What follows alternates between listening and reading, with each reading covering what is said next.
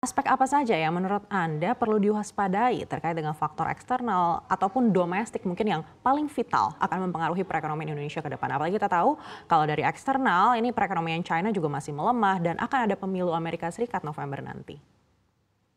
Iya, pastinya itu akan berdampak ya. Jadi saya rasa di sisi eksternal yang paling mempengaruhi dan perlu diwaspadai itu juga perlambatan daripada pertumbuhan ekonomi global.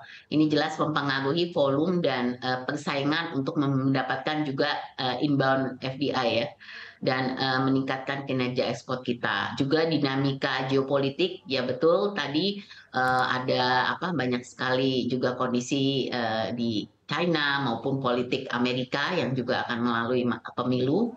Tapi yang penting ini efeknya ini seperti pergeseran daripada global value chain, fluktuasi harga komoditas, ini yang sebenarnya penting ya. Jadi pergeseran tren ekonomi global karena agenda mitigasi daripada perubahan iklim, percepatan adopsi daripada teknologi dan digitalisasi ini juga saya rasa perlu menjadi perhatian. Kalau di sisi internal tuh yang paling mempengaruhi ini tetap stabilitas makroekonomi dan kebijakan reformasi struktural ekonomi nasional ya. Jadi ketepatan arah reformasinya, eksekusinya di lapangan. Jadi saya mau menggarisbawahi dari segi eksekusi karena banyak juga policy yang dikeluarkan kemudian eksekusinya masih belum bisa sesuai yang kita harapkan, dan alignment-nya dengan kebutuhan daya saing, tren pasar global yang juga sedang berkembang. Jadi ini mungkin apa yang harus kita perhatikan ya. Memang eskalasi daripada proliferasi konflik geopolitik ini akan masih terlihat, dan ini jelas akan meningkatkan volatilitas daripada harga dan supply di pasar pangan dan energi global. Ini kita juga mesti berhati-hati, memang bisa menciptakan shock inflasi tambahan di berbagai negara net importer pangan dan energi seperti Indonesia. Juga suku bunga global ini juga cenderung dipertahankan di level yang tinggi, jadi higher for longer. Ini notion kebijakan ini menyebabkan juga pengetatan daripada kredit dan financial stress ya. Dan memang tadi juga memang perlambatan ekonomi untuk daripada Amerika, Cina, EU ini juga harus jadi perhatian kita. Bencana-bencana juga jangan lupa karena perubahan iklim tadi saya sebutkan, El Nino ini juga mempengaruhi fragmentasi daripada perdagangan global. Kita punya juga tren namanya friendshoring sekarang juga akan menambahkan beban buat kita menjadi perhatian kita. Nah, konsekuensinya memang terhadap Indonesia ini pasti ada. Nah, makanya ini kita mesti bisa gimana nih bersiap terus menjaga dengan kondisi yang ada. Baik, Ibu Sinta, di tengah volatilitas yang mungkin masih akan terus bergejolak, lalu seperti apa harapan pelaku usaha terhadap harga komoditas terutama juga minyak dan batu bara yang mungkin akan berpengaruh juga secara cukup besar ke perekonomian kita, dan juga apakah ini akan membentuk ekonomi kita di 2025 untuk menjadi semakin baik atau justru malah terancam tidak bisa menyentuh target pemerintah?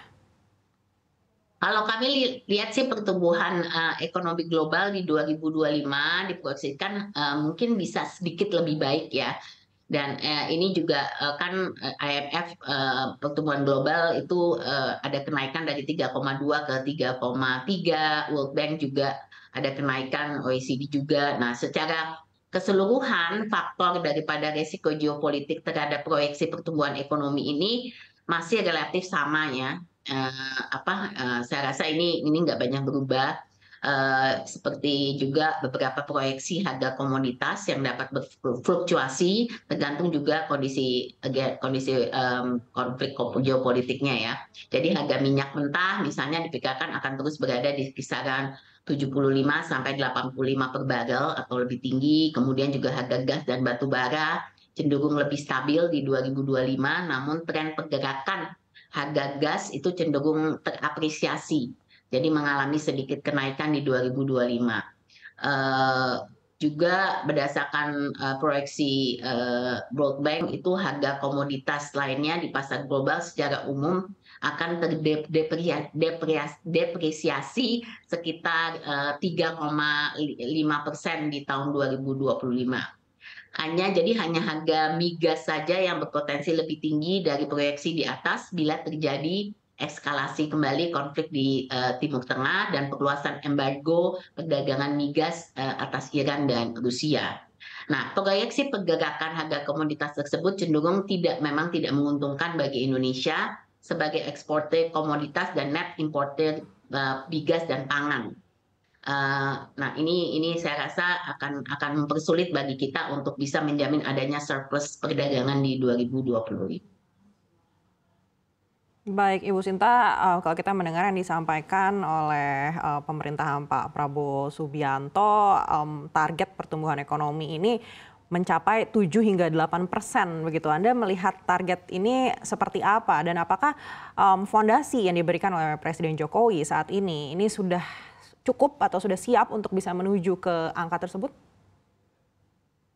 Sebenarnya starting point-nya, fondasinya itu jelas cukup kuat, tapi mungkin tidak sufficient ya untuk bisa mencapai pertumbuhan yang mau dicapai oleh pemerintah yang akan datang. Jadi kalau kita lihat kan malahan sampai pertumbuhannya mau sampai 8% ya. Jadi memang kondisi stabilitas makroekonomi ini memang harus lebih baik. Jadi bearing in mind semua kegiatan ini dapat juga memicu pertumbuhan ekonomi yang lebih tinggi dan konsistensi tadi dari pembangunan infrastruktur yang berbasis konektivitas karena ini akan jelas membantu dari segi apa namanya tadi cost ya logistik cost dan lain-lain. Terutama kita lihat sudah mulai bergerak di luar Jawa. Nah, yang penting tuh reformasi tadi, reformasi struktural ya di berbagai bidang. Kan ini sudah dimulai dengan Undang-Undang Cipta Kerja, kemudian perpajakan dan Undang-Undang HPP, kesehatan, hilirisasi dan transisi hijau. Nah, ini tinggal sekarang bagaimana eksekusi di lapangannya juga bisa dioptimalkan. Yang tadi saya katakan, memang kadang-kadang kendalanya ada di masih banyak PR di eksekusinya. Kemudian keterbukaan ekonomi saya rasa sudah mulai kelihatan bahwa FTA, SIPA gitu, malahan terakhir Indonesia katanya mau masuk ke OECD. Jadi kerjasama internasional ini apa juga sudah mulai kelihatan, jadi sudah beberapa perjanjian sudah bisa diselesaikan. Ini tentu saja sekarang tinggal kita fokus di utilisasinya ya, bagaimana bisa memanfaatkan perjanjian-perjanjian perdagangan tersebut sehingga Indonesia bisa menjadi bagian dari global value chain tadi. Kemudian sistem jaminan sosial dan subsidi yang lebih tepat sasaran, saya rasa ini harus fit for purpose ya. Jadi berhasil memang kalau tadi di awal saya menyampaikan udah ada kenaikan PDB yang cukup signifikan, tapi ini saya rasa perlu juga terus menjadi perhatian untuk yang tepat sasaran. Jadi pekerjaan rumahnya kalau saya lihat memang masih banyak, terutama kalau kita mau mencapai 8% itu kan pasti harus ada juga drive investasi yang sangat tinggi gitu. Dan kalau investasi yang dibutuhkan tuh lebih dari 2.800 triliun ya per tahun antara 2025 sampai 2030. Dan ini saya rasa nggak mudah untuk bisa mencapai itu.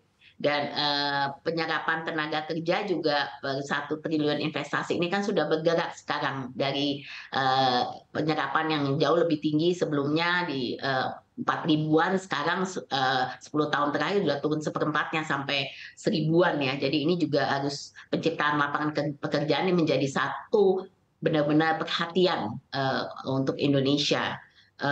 Kita juga memang sudah selalu mengatakan mau mencapai Indonesia Emas 2045, tapi ini hal-hal saya rasa yang challenge yang mungkin perlu menjadi perhatian kita.